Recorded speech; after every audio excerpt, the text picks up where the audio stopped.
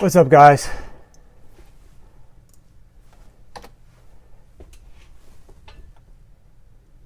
Yes, back for week 5 preview. How are you guys doing? I assume the audio is all right? Sounds good? Okay. Perfect. All right, well,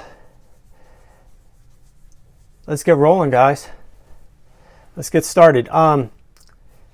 A lot of things to talk about today, but I think one of the things that we need to start with is what happened in that Giants game, because, you know, I tweeted out this clip of Tony Romo, and we're going to get into that discussion in a little bit. There was a lot of people, surprisingly, on the feed talking about the issues with, they thought that Tony Romo was right. They liked what Tony Romo had to say. So we'll get into that momentarily.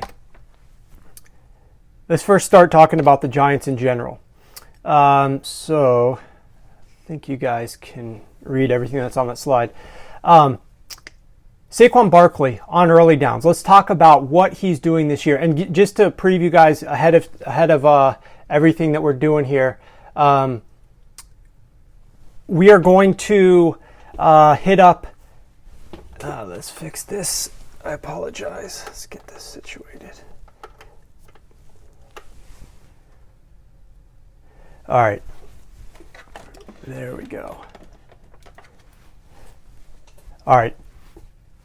We are going to hit up your questions at the end, so definitely stay tuned. We're going to get a bunch of your questions before the football game starts tonight. We're going to be talking about the game later as well. So, first of all, let's talk about Saquon Barkley. You know, he was the second overall pick. This is what he did. So far this year, he's delivered a 41% success rate on early downs. That ranks 40th out of 56 running backs with at least 25 touches. He's delivered 2.5 yards in a metric I called missed yards per attempt. Now, what is missed yards per attempt? See, let me just describe. Some of you guys know this if you follow Sharp Football Stats, but if you don't, missed yards per attempt, basically success rate is a binomial. It's either a successful play or it's not. And the play, to get a successful play, to get a successful run in this case, the criteria varies based on down and distance. So each yard marker and the to-go comes into play, and it's a variant statistic. So there's different measures to go. So a 5-yard rush is not always going to be successful. Well, what happens is it's great at measuring and capturing what you're doing to stay on schedule. But what it doesn't do a good job of is measuring what happens when you fall off schedule. Because let's say it's 3rd and 10. You need 10 yards to get that first down. A 9-yard gain is not going to be graded any differently than a 0-yard gain. They're both going to be graded as an unsuccessful play. So what you have to do is I look at missed yards per attempt. What missed yards per attempt does is it looks at all of the unsuccessful plays, and it factors in how close did you get to actually getting that first, getting the required yardage. So in Saquon Barkley's case, on average, when he does not get a successful play, and he only ranks 40th in success rate out of 56, when he's not successful, he's on average 2.5 yards away from being successful. That ranks 3rd worst in the NFL right now. So he's missing by a mile when he is not getting a successful play. It's not close in terms of how far away he is. Really, that further sets the Giants up behind the chains. So what I wanted to do is walk through what the Giants did on key plays, because, the Giants, they really should have been more aggressive in this game. And the next slide is going to speak to that a little bit. But first and foremost, I want to talk about some very specific and key plays that the Giants had where they gave the ball to Saquon Barkley, either through the air or on the ground, and it was a bad situation to give him the ball. So first of all, he's struggling with his overall success rate and his missed yards per attempt. But then they're giving it to him in bad situations as well. So it's not all on his fault. It's also some of the play caller, Pat Shurmur. So in the second quarter, as you guys know, they didn't really do anything. They scored 7 points early and they did nothing in the second quarter. On a 1st and 20, they gave him the ball and he got 5 yards on a run play. That's obviously not a successful play. And some people might think, oh, well, 2nd and 15, that's great. No, 2nd and 15 is obviously not great. 1st and 20 is difficult too. But they punted. They didn't convert to third down. They went to second down after that, then they went to third down, then they punted it. On 2nd and 10, they gave him the ball. Now, we were going to talk momentarily about running on 2nd and 10, but they gave him the ball on 2nd and 10. He gained 2 yards, and on third down, they didn't convert to first down, and they punted. In the third quarter, fast forward, he gets 0 yards on a 1st and 10 run, somewhat predictable 1st and 10 run. They end up converting that third down, but they end up throwing him the ball on 3rd and 10, which is this play right here. And obviously, I've spoken about this before, but running back passes on third down are the least efficient passes there are, and they don't get a first down. They end up kicking a field goal. This is at a point when they're down in the game and they need a touchdown. They get stopped in large part because they're targeting a running back on 3rd and 10. That's a bad play design. And then they have a minus 7-yard run on another 1st and 10, and they punt the ball 2 plays later because they're now in 2nd and 17 and they can't get anything. So the issue is a lot of these plays, running the ball with your running back on 1st and 10 when you're trailing by multiple scores is not ideal. And that's not on Saquon Barkley, that's on Pat Shurmur. Running the ball on 2nd and 10 is also not ideal, and yet they're doing that. And so Saquon Barkley is getting put into a bad situation as well. But let's talk about one of the things that Pat Shurmur was struggling with, and I call this the illusion of safety. A lot of times coaches look up at the scoreboard, and they want to try to see what the scoreboard says. And if they're only behind by 1 score, they think, okay, we're all right. We're in this. Let's just keep doing what we're doing. Well, he looked at the scoreboard at halftime and he sees that they're only down by 5 points, and he thinks that this is going to continue in the second half and they can keep doing what they're doing. The problem is that the Saints kept driving the ball. After their first drive where they punted the ball, every single drive in that first half, they drove into the red zone. They just couldn't score a touchdown. But do you really think that the Saints are going to get into the red zone? I think they drove it inside the 24-yard line. Every other drive, there was 4 of them. They got into the red zone in 3 of those 4 drives. Do we really think that the Saints are going to keep having these red zone struggles against the Giants? No. So eventually the dam breaks and they end up scoring and putting up touchdowns on that scoreboard. They're way behind the chains. They can't do anything at this point. They're too far back. They thought that they could just keep playing and it's going to be all right. Coaches need to analyze what's actually happening on the field besides just the scoreboard and make decisions based upon the success or failure of their plays as well as what the other team is doing. And in this case, Pat Shurmur, way too conservative in that third quarter because he thought that the game was still close. And in reality, if he had seen what was happening that first half, is probably going to continue in that second half, which meant the Saints are going to keep driving the ball and ultimately would be scoring points. So now let's talk about Tony Romo and some of the comments that Tony made on that broadcast that I tweeted out. Now, you guys probably can't read this, but I'll go ahead and read it to you. This is what Romo said. Now, mind you, this was a play that Saquon Barkley wasn't even on the field for on 2nd and 10. Man, this camera. Okay, he wasn't even on the field on this play on 2nd and 10. But this is what Tony Romo said. He said, "This is why you draft a running back, number 2 overall in the draft. On 2nd and 10, it's for on 2nd and 10. If you can just hand the ball off and get into 3rd and less than 5, you've really changed your offense. Teams can't pressure you on 2nd down, and you have to play, and they have to play simple. So when you do throw, you're more efficient in the pass game. Your quarterback's not going to get hit as much, and you'll get those 4 or 5 yards, but you got to get those 4 and 5 yards so it's a manageable situation." Well, on that play, number 1, Saquon Barkley wasn't even on the field. So they didn't use the running back who they drafted number 2 overall. Number 2, they only got 4 yards on that play. So they still had 6 yards to go, but he's clapping that this is the right thing to do. Let's analyze this because I broke this down in a great level of detail, and a lot of people on Twitter don't seem to understand that this quote by Tony Romo is very wrong. And it's not I like Tony Romo, but this is not a good quote, okay? The last 3 years, 2nd and 10 rushes, okay? They gain a first down only 13% of the time, and they only have a 31% success rate. 2nd and 10 passes gain a first down 28% of the time, and they have a 46% success rate. So think about that for a minute. When you pass the ball on 2nd and 10, you're over twice as likely to get a first down on that play. So you don't even have to go to third down. You're over twice as likely to be able to skip third down. And your success rate is also higher, such that even when you don't get a first down, you're going to be gaining more yards and staying closer to being on schedule when you pass the ball.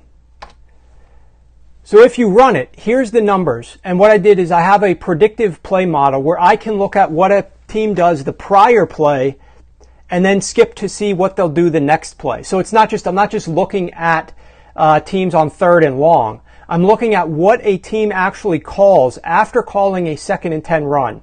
When they don't get a first down, on average, they face a 3rd and 7.1 yards to go. So they have just over 7 yards to go on third down. They end up having to go 87% pass. Very predictable passing situation on third down. Those third down passes are only successful 39% of the time. So they only get a first down 39% of the time. Let's skip and look at what they do when they pass the ball on 2nd and 10. When a team passes the ball on 2nd and 10, remember, they get a first down twice as often. So they're half as likely to be in a situation where they are in third down. But when they are in third down, if that pass doesn't convert a first down, they face on average 3rd and 7.8 yards to go. So remember, a run play was 7.1, just over 7. Pass play, they're only 7.8. So they're actually not that far behind in terms of how many yards to go they have to get on third down compared to if they had just run the football. They end up going 86% pass, which is pretty standard because teams have to pass the ball on third and long. And they produce a 36% success rate. So we're literally talking about virtually identical yards to go on third down, whether they pass or they run the football. And we're talking about 39 versus 36% change in their success rate on those plays because they have slightly less yards to go. The bottom line is, if you pass the ball on 2nd and 10, you're over 2 times more likely to get a first down. That is a good thing. If you don't get a first down, you're faced with essentially the same yards to go on third down as if you ran it on 2nd and 10. That's the biggest takeaway from this. That's a league-wide takeaway. But there's another interesting takeaway as it relates to the New York Giants themselves, because he's talking about, this is why you draft a running back number 2 overall. Well, New York Giants on 2nd and 10 runs so far this year, Saquon Barkley, 0% success rate, 3.3 yards per carry on his 2nd and 10 runs. Overall as a team, 0% success rate, 3.6 yards per carry. Now in 2017, they did not have the number 2 overall running back. And yet guess what? 35% success rate, 7.8 yards per carry. In 2016, they did not have the number 2 overall running back. Guess what they did on 2nd and 10 when they ran the football? A 40% success rate and 6.2 yards per carry. The point is that teams are more likely on 2nd and 10, it's more likely about what your trends are and what you get the defense to do. If you get the defense to play pass, it's going to be easier to run the football. So there's absolutely no reason why it's advantageous and you should draft a running back number 2 overall just so that you can have more efficiency running the ball on 2nd and 10, because clearly for the Giants' sake, they're less efficient with Saquon Barkley running the ball on 2nd and 10 as opposed to what they were before they even drafted him. And we'll get into something momentarily where we talk about Eli Manning and what his issues have been. So let's just keep rolling here. And we'll talk about the Dallas Cowboys because we got on their case last week about their play calling and their decision making and their targeting of running backs. So let's look at what they did in the pass game. This was a slide from last week. On third downs, their running backs were being targeted on 43% of their overall plays. The NFL average is 17%. They were up at 43%. They were only targeting wide receivers 39% of the time. Now, I said that that's horrendous, and that's why these plays, these running back passes, were not being very efficient whatsoever. So what did they do last week? Last week, they finally came around. Week 4, 17% target rate to the running backs, exactly what the NFL average was. 67% target rate to wide receivers. And guess what happened to Ezekiel Elliott? He was targeted 4 times. 3 of those were on early downs. Those 3 early down targets, which is what we've been preaching and asking them to try to do more often. Those 3 targets, 100% success rate, perfect 158.3 passer rating, averaged 28 yards per attempt, obviously decided the game there at the end. So the fact that they were targeting Ezekiel Elliott more on first and second downs in the pass game as opposed to on third down made a big overall difference in his efficiency on those passes. Remember, heading into last week, I think it was 19 running back passes and 0 of them were successful. Here they start throwing the ball to Zeke on early downs, and guess what? A huge success rate when they throw the ball, 100% success rate.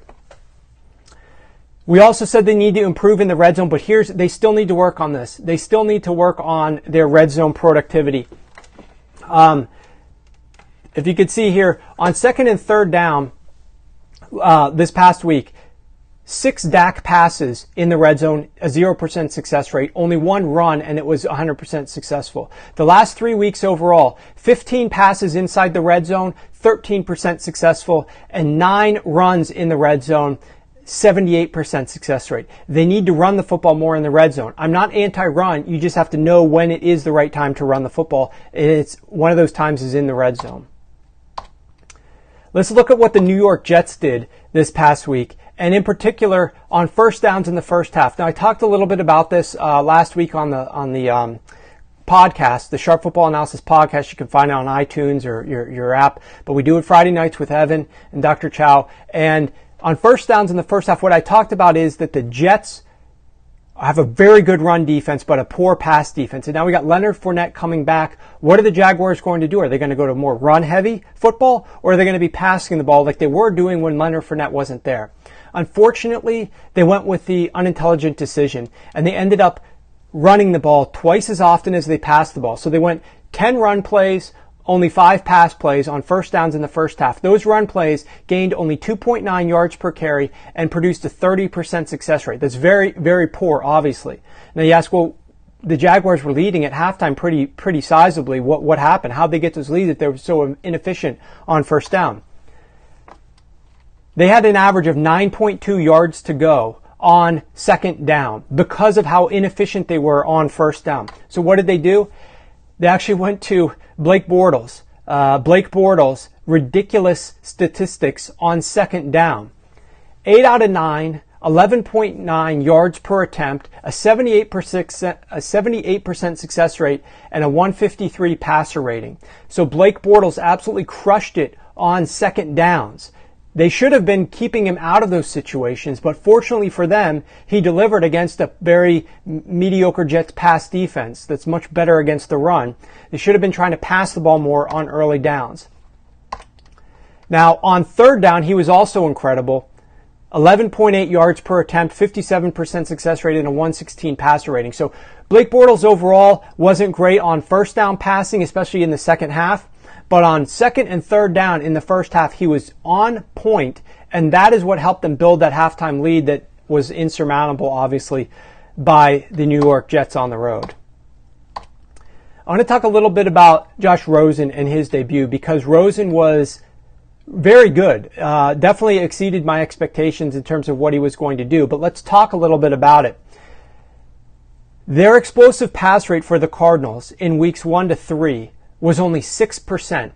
6% of their passes gained 20-plus yards, okay, explosive gains in the passing game. This is what Bruce Arians and the Arizona Cardinals of old used to be doing. Well, week 4 with Josh Rosen there, 14% of their passes were explosive. That was the 6th best of any team in the NFL last week. But here's the thing what they did. On first down, they let him throw the ball. He was targeting some guys deep. They were going down the field a little bit. 51% of his passes on first down in the 51% of his passes in the first quarter went 15 or more yards down the field in the air. But he only had 1 completion. So in the second and third quarter, they basically focused on the short passing game. 0 attempts, 15 or more yards down the field. 0 in 2 full quarters of play. They weren't stretching the field at all. Then they're down. They're trailing on the scoreboard, so they have to throw the ball. And look at what Josh Rosen did in the fourth quarter. 44% of his passes went deep down the field. He was 3 of 4 on those passes, a 75% success rate, and a 156.3 passer rating. It got them back into that game because of how Josh Rosen was throwing the ball down the field. Something that Sam Bradford was not capable of doing with accuracy at all. Rosen was doing and doing extremely well. Overall, in the fourth quarter, Josh Rosen's passer rating, a 155.8 that was the second best in the NFL. He averaged 13.6 yards per attempt and a 67% success rate. This kid has some moxie and some poise in that fourth quarter. I was very impressed by what he was doing. And guess what? I just rolled out the schedule analysis, strength of schedule, up at sharpfootballstats.com. You go to sharpfootballstats.com. You can go down to the offense page and go to strength of schedule. If you can look at this on your screen, this is the first 4 games for the Arizona Cardinals. They played teams that ranked, all 4 of their opponents ranked in the top 10 in pass defensive efficiency. Top 10, a very difficult schedule. They get the San Francisco 49ers next week, who ranked 29th, the 4th worst passing defense in the league. A huge step down in competition from what they were playing the last 4 weeks.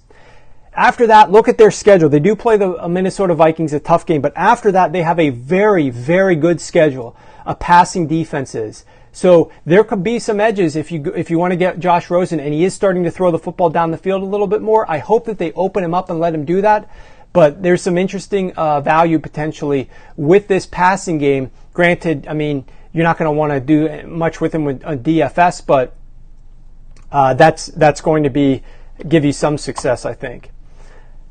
For the Seattle Seahawks, one thing to point out from that very game is that Seattle has played a brutal schedule of run defenses to start the season. 4 run defenses rank in the top 13.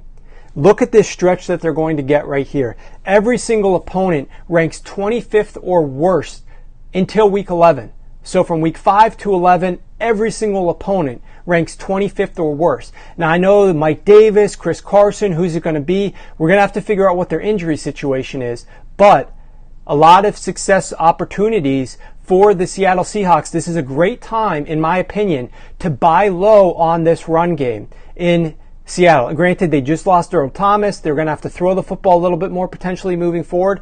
But I think that there's some opportunity with the schedule that's coming up for their run game to generate some production, and they just had a 100-yard rusher last week. Briefly, Marcus Mariota. This guy, he ate something at halftime. I mean, he was ridiculous in that second half of the game.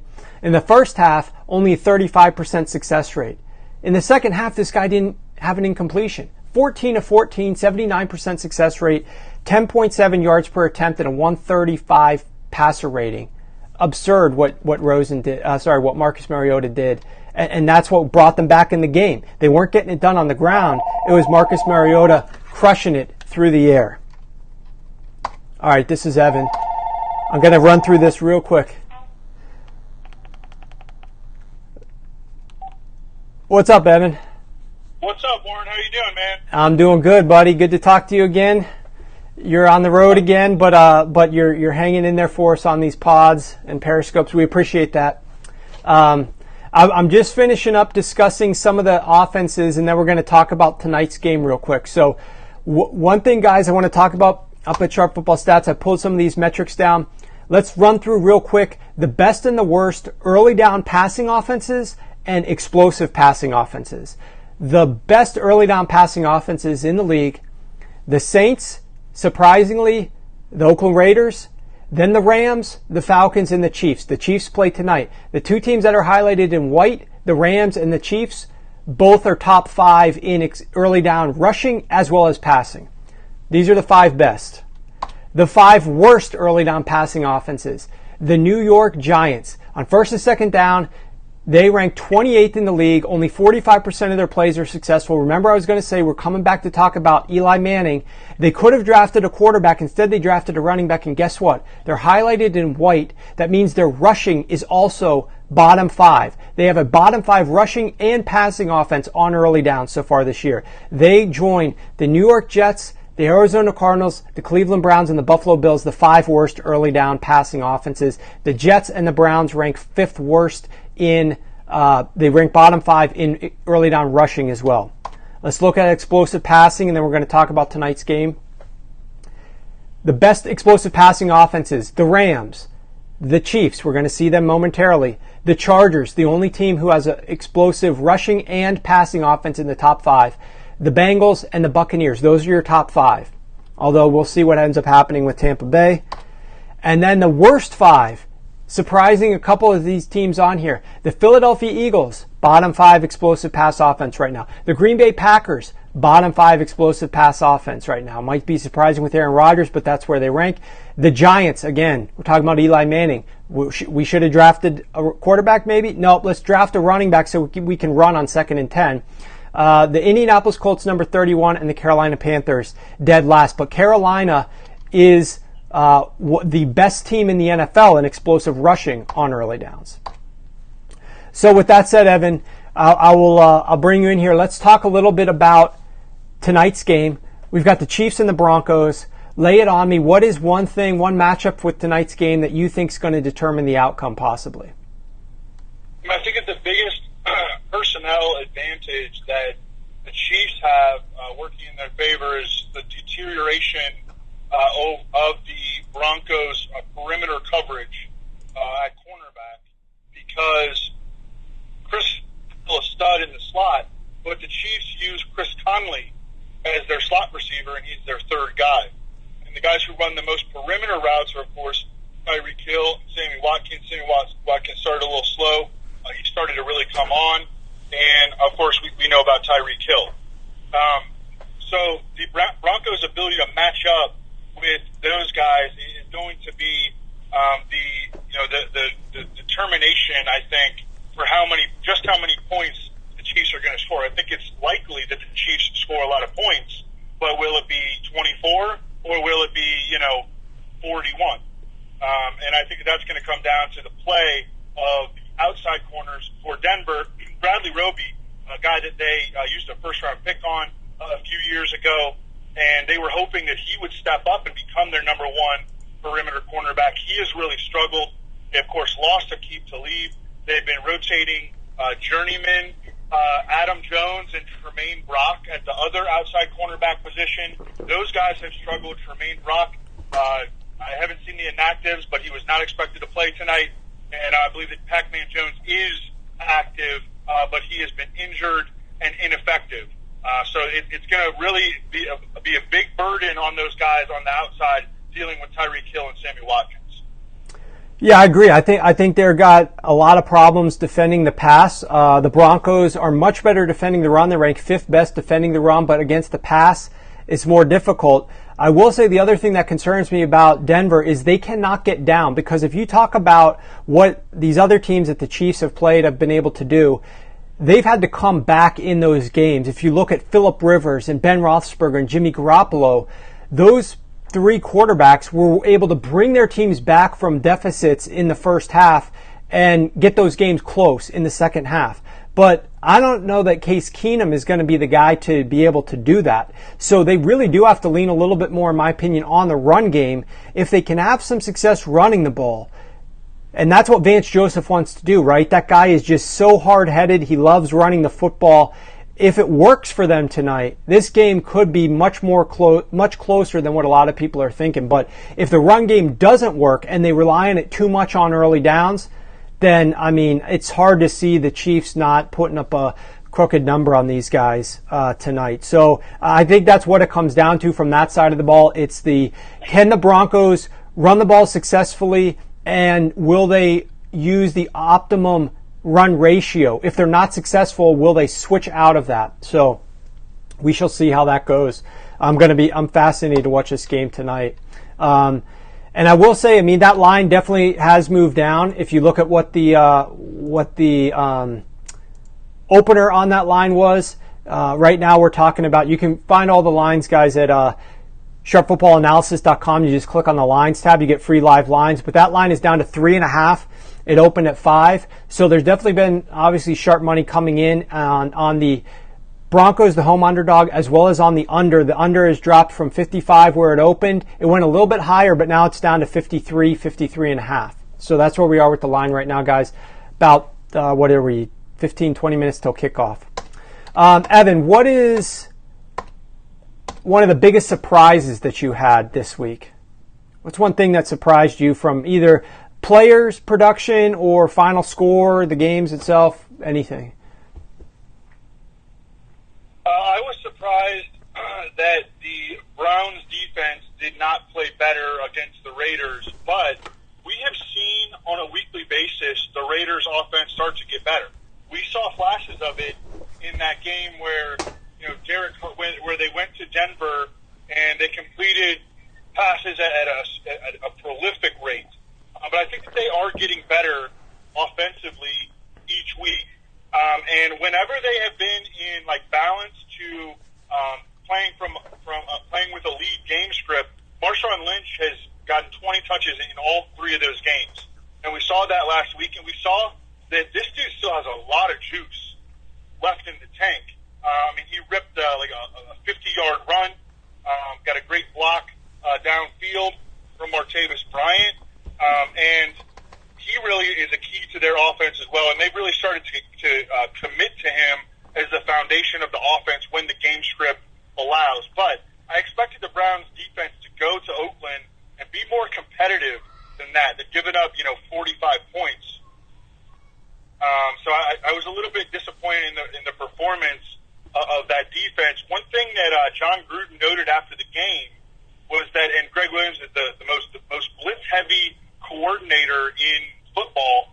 One thing that John Gruden noted is that Rodney Hudson, the Raiders center, was calling out the blitzes on every snap, so that they were able to adjust for every blitz that Greg Williams sent, and those blitzes were not getting home. And so I thought that was interesting. Of course, Rodney Hudson, one of the best and smartest centers in football, but also that the Raiders really figured out that scheme. Another thing that I noticed was that the Browns were dropping defensive linemen into coverage, and it hurt them more often than not. And that's something that they've done it sort of sparingly this year, but they did it quite a bit last year, and it actually led to a Danny Shelton injury.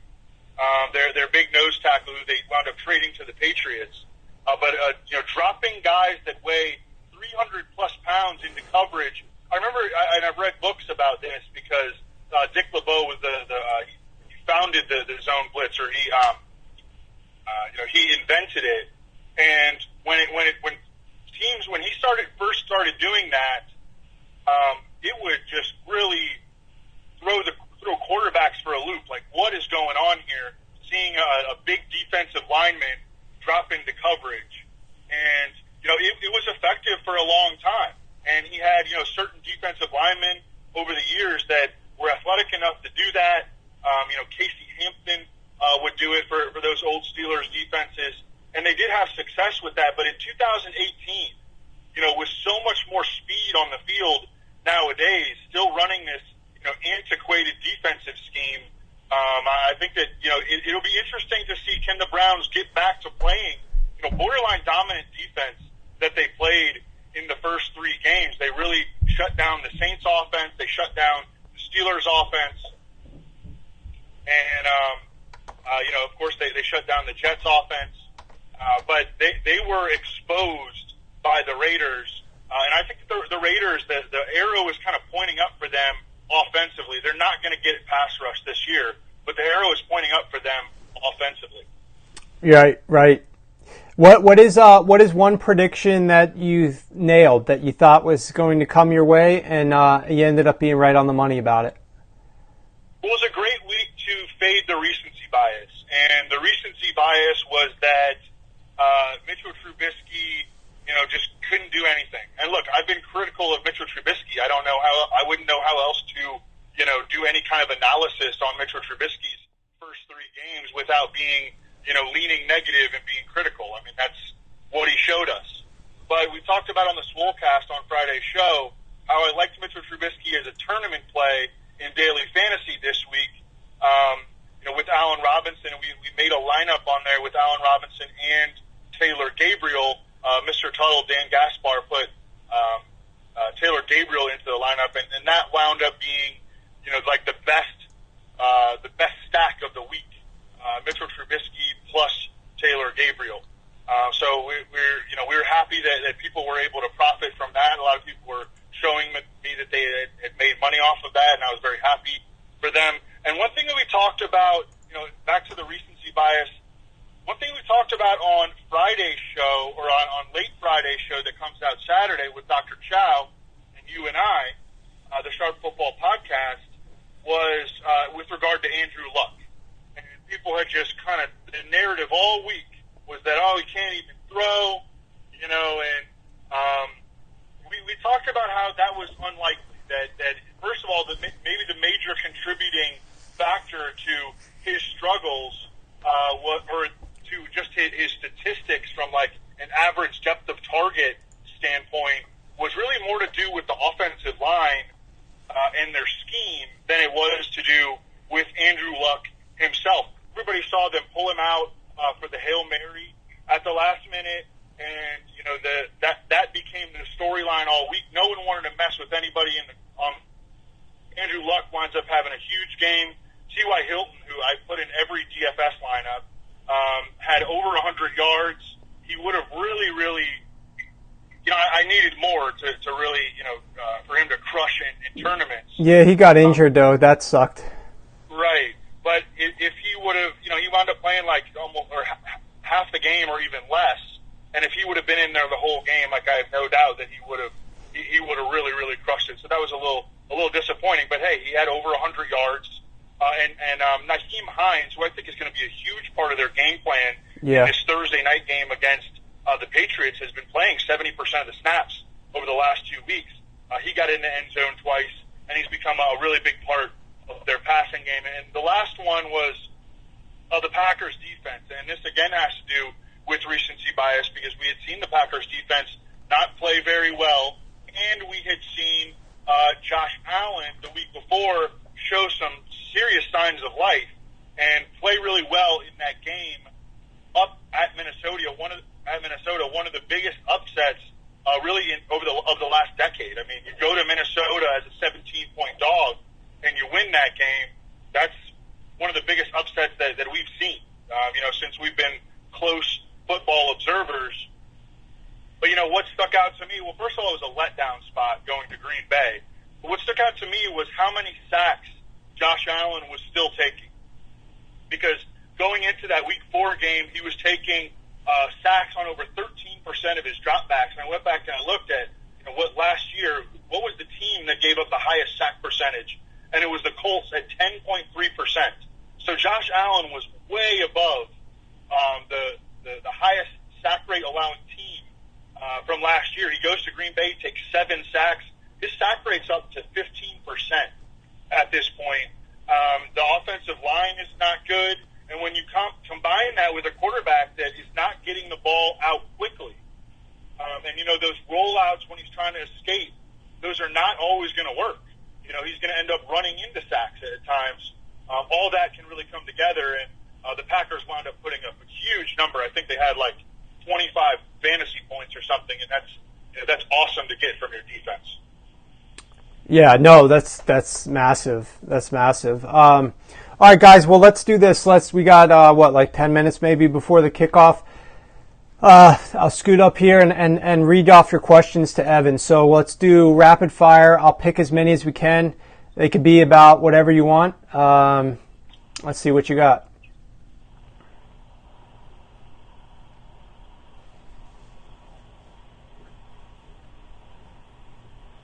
Yeah, it might be.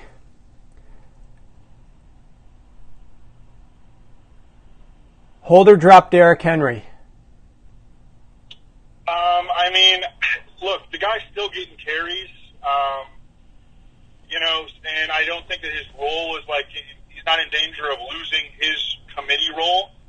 So I think that he is a guy that you want to keep on your bench, but every league is different. Some leagues only have 4 or 5 bench spots, and hey, in a league like that, especially if it's a PPR and he's averaging 1 target per game, I would not discourage people from trying to at least considering dropping him. One thing that we should note is that offense finally got on track in Week 4, and what Derrick Henry needs is for that offense to start scoring points. I mean, he has 0 touchdowns through 4 games. We always knew that he was not going to be a guy who gets 3 to 5 catches per game. So we knew that he needed to score touchdowns, but he has 0 touchdowns. That's highly likely to regress back toward the mean. All right, All right, got that. Because there's literally 50 questions here. I'm sorry. All right, go ahead. So rapid fire these guys. Lindsey or Freeman tonight? Any preference? Philip Lindsay's just been getting the ball more. Okay, good. You like Tyler Boyd the rest of the season? I think without Eifert, you should, right? Yes, absolutely. And John Ross isn't showing up, so all that's good. I agree. Let's see. Hold or trade Chris Thompson. I always think that if a guy's on the bye, that's the worst time to. I don't know. Yeah, I mean his bye's already out of the way. I don't know why you trade him. I agree. Part of their offense. Is Sony Michel RB1 the rest of the season? He's going to need to start catching passes to really be an RB1, but I do think he's a solid RB2 play. I think he's going to have a very good game on Thursday night against the Colts. Nice. Okay. Let's see. Watkins or Sanders tonight? Sanders. Okay.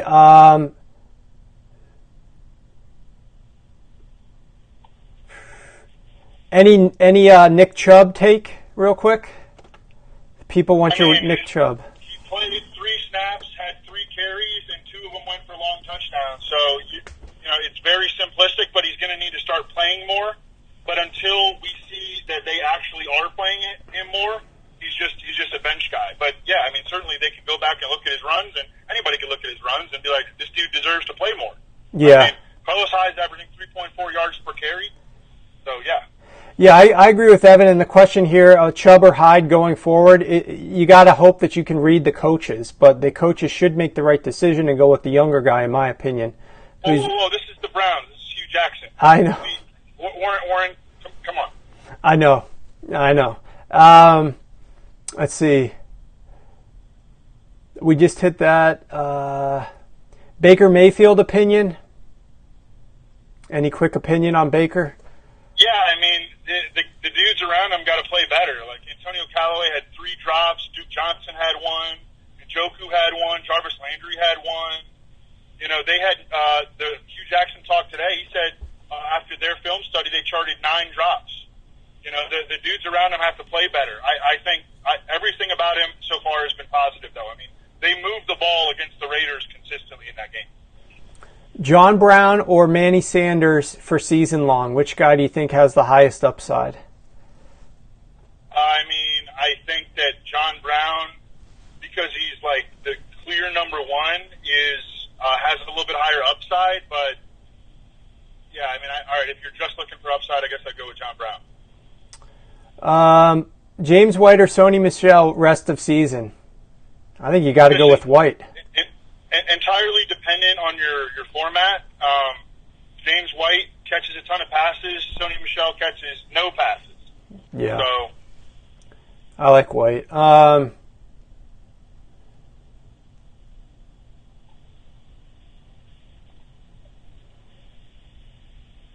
What should we do about Alex Collins? That fumble on the goal line was ridiculous last night. I know. And he's done that twice so far this year, and each time he got benched for a quarter. I looked at this today, he's got 6 fumbles on 288 touches as a Raven. He's lost 4 of them. 2 of them this year have been at the goal line. I mean, I think that, and Buck Allen was already getting more goal line work than him. And I expect Alex Collins to, lose goal line work to Buck Allen for sure. Do the Steelers make or miss the playoffs? That's a tough call. Yeah, I mean, are they 1-2-1? Is that right? Yeah. Yep, they're 3 games behind the Ravens now, I think, and the Bengals. Yeah, I think they'll still make the playoffs, but I probably wouldn't bet on it. Is Tyler Boyd for real? It looks like it, as long as Dalton keeps playing well, in my opinion. He's getting better protection, so he can actually get the ball out compared to last year. Yeah, Tyler Boyd is for real, yeah. Jared Goff, a RB1 the rest of the season. You think? Is Jared Goff a QB1 the rest of the way? Of course. Yeah, I say RB. Sorry. What about Calvin Ridley? Sell Calvin Ridley, or is he for real? I don't know why you would sell him right now. The team needs to score points. Their defense is a mess. You agree? Yeah, their defense is a mess, and he is pretty clearly number 2 in line for targets in a high-scoring offense. Yep. That has solved its red zone woes. Is he going to continue to score at this ridiculous clip? Like, of course not. But, he can start to have games where he has, 6 catches for, 85 yards, and, that's a solid week, from a wide receiver, even in a week where he's not scoring a touchdown. I think he's an every week wide receiver 3 with wide receiver 2 upside. What about starting or playing Mark Ingram this week? I don't know if they're talking season long or not, but I know your take on that. We wait and see. Like we don't really have too many good things to think about Mark Ingram right now. It's not going to be like he just picked up like he was on the team last year, I don't think. Yeah, I would expect. I don't know, and I'll put more time into this as the week goes forward. But I would expect him to get 9 to 14 touches in his first game back. Just eyeballing it. Yep. Okay. Can Cam Meredith's usage rise? Yeah, he's not. Of course it can rise. It's just, there's a bunch of guys competing behind Michael Thomas and Alvin Kamara, and now you're adding Mark Ingram to it, so they'll probably run the ball with a little bit more frequency. And you got Traquan Smith, you got Ben Watson, you got Cameron Meredith, you got Ted Ginn. And Michael Thomas and Alvin Kamara are just usage hogs. So, I would be surprised, barring an injury to Cameron Meredith, I would be surprised if we arrived at a point in the season where we can be like, all right, Cameron Meredith, he's good to go every week, Yep, I agree. All right, guys. Well, that is that. We appreciate the questions. We appreciate you guys checking it out. Please feel free to give us a retweet, help share the word, share the information in the news. Thanks a lot for joining us. Thanks again for the questions. Catch us on the Friday night pod. Evan Silva, myself, Dr. Chow. Friday night. You can find it updated Saturday morning early. We'll wait till all the injury information is out there. Then we'll record overnight, get you guys some late breaking info. So, feel free to share all this great information. Check out Sharp Football Stats. Check out Evan's matchups article that comes out on Thursday. And until then, guys, have a great rest of the week. Good luck with your research, and we'll talk to you later.